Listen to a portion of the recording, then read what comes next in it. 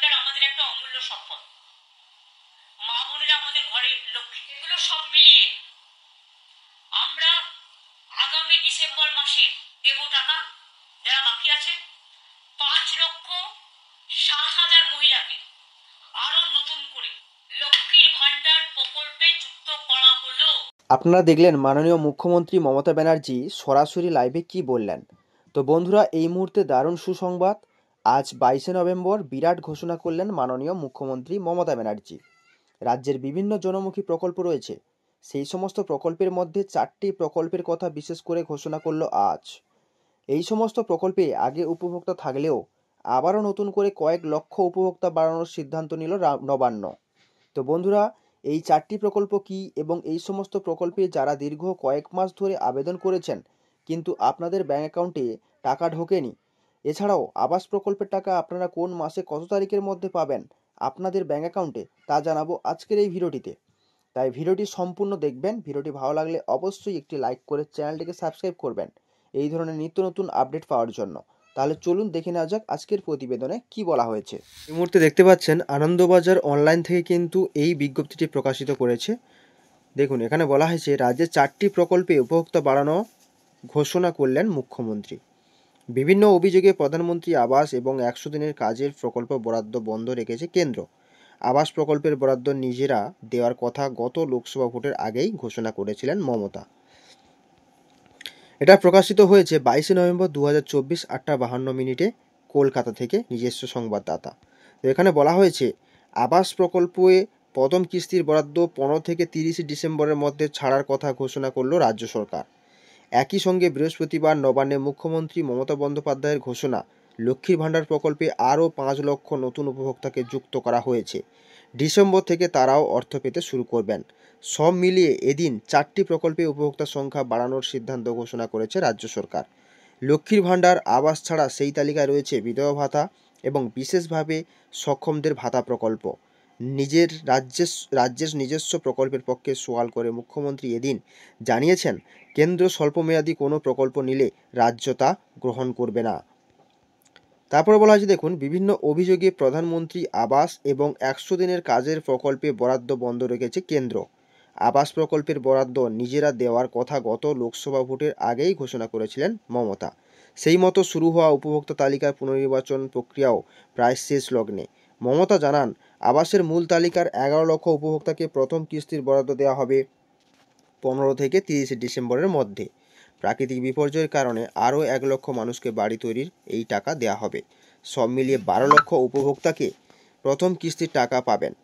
মমতা জানিয়েছেন, 2টি কিস্তিতে বরাদ্দ দেওয়া হবে, ফলে 60,000 টাকা করে মোট 1,20,000 টাকা করে পাবেন প্রত্যেক উপভোক্তা। মমতার কথায় রাজ্য 40% টাকা দেয়। তারপরে প্রধানমন্ত্রীর নামে প্রকল্প কেন? আমি তো আমার নামে কোনো প্রকল্প করিনি। 10 বছর পরে আমি মারা গেলেও কেউ আমার মূর্তি তৈরি করুক, তা চাই না। মমতার সংযোজন 3 বছর টাকা দেয়নি। কেন্দ্রের থেকে 24,275 কোটি টাকা পাই। এবার থেকে এই প্রকল্পের নাম বাংলার বাড়ি। 12 বছরে 50 লক্ষ বাড়ি দিয়েছি। টাকা আমাদের, নামও আমাদের। প্রসঙ্গত, আবাস অভিযোগের মধ্যে প্রকল্পের নাম বদলও একটি বিষয় ছিল। এদিন সরকারিভাবেই সেই নাম বদল ঘোষণা হলো। মমতা জানান, 12 লক্ষকে বাড়ি তৈরির টাকা দেওয়ার পরে আরও 24 লক্ষ উপভোক্তা বাকি থাকবেন। তাদেরও দফায় দফায় টাকা দেওয়া হবে। তার কথায় 2-3 বছর সময় নিচ্ছি।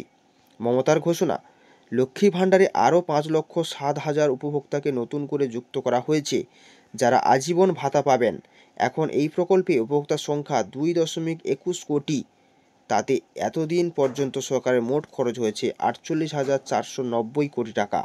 নতুন 5.07 লক্ষের জন্য অতিরিক্ত আরও প্রায় 625 কোটি টাকা খরচ হবে। মমতার কথায়, ভোটের কথা মাথায় রেখে অন্যান্য রাজ্য করছে, কিন্তু তা পেতে গেলে প্রচুর শর্ত পূরণ করতে হয়। আমাদের রাজ্যে কোনো শর্ত নেই, প্রত্যেকের জন্য প্রকল্প উন্মুক্ত। এমনকি পরিবারে 4 জন মহিলা থাকলেও প্রত্যেকে সেই টাকা পাবেন। এদিন আরও ঘোষণা হয়েছিল, বিধবা ভাতা আরও 43,900 জনকে দেওয়া হবে ডিসেম্বর থেকেই। এখন তাতে উপভোক্তা সংখ্যা ছিল 20,32,000। তাতে খরচ হতো 2,450 কোটি টাকা। নতুন অন্তর্ভুক্তির ফলে খরচ বেড়ে হবে 3,000 কোটি টাকা। পাশাপাশি বিশেষভাবে সক্ষম প্রায় 7.5 লক্ষ উপভোক্তা ভাতা পেতেন মোট 900 কোটি টাকার। এখন আরও 19,000 নতুন উপভোক্তা তাতে যুক্ত হলো। নতুন কৃষক বন্ধু প্রকল্পে প্রায় 1.068 কোটি উপভোক্তাকে একটি কিস্তির 2,943 কোটি টাকা বরাদ্দ দিয়ে ছাড়পত্র দিয়েছে রাজ্য। এখন পর্যন্ত এই প্রকল্পে এবছর 5,859 কোটি টাকা খরচ করা হয়েছে। 2019 সাল থেকে এখনও পর্যন্ত খরচ হয়েছে 21,234 কোটি টাকা। কৃষকদের মৃত্যুকালীন ক্ষতিপূরণ হিসেবে প্রায় 1.27 লক্ষ উপভোক্তাকে দেওয়া হয়েছে 2,544 কোটি টাকা। মমতার কথায়, আমি যা কথা দিই তা রাখি। যদিও আর্থিক পর্যবেক্ষকদের একাংশের মতে আয়ের সীমারেখা ছাড়া সার্বিকভাবে প্রকল্পগুলি চালানো কতটা যুক্তিযুক্ত আছে ভবিষ্যতের কথা ভেবে তা খতিয়ে দেখা উচিত সরকারের। তো বন্ধুরা, আজকের আপডেটে আপনারা জানতে পারলেন যে 4টি প্রকল্প আবাস যোজনা, লক্ষ্মী ভাণ্ডার এবং বিধবা ভাতা, তাছাড়াও যারা প্রতিবন্ধী রয়েছেন সেই সমস্ত প্রতিবন্ধীদের প্রতিবন্ধী ভাতা হিসেবে যারা আগে পেয়েছিলেন তারা কিন্তু পাচ্ছেন, এবং তাছাড়াও অনেক গ্রাহক এখন যুক্ত হয়েছে এই 4টি প্রকল্পে। তাদের টাকাও যথারীতি ডিসেম্বর মাসের মধ্যে দেওয়া শুরু করবে নবান্ন। তো বন্ধুরা, আজকের ভিডিওর আপডেটটি ছিল এই পর্যন্ত। পরবর্তী ভিডিওর আপডেট পাওয়ার জন্য অবশ্যই আমাদের পাশে থাকবেন। ধন্যবাদ।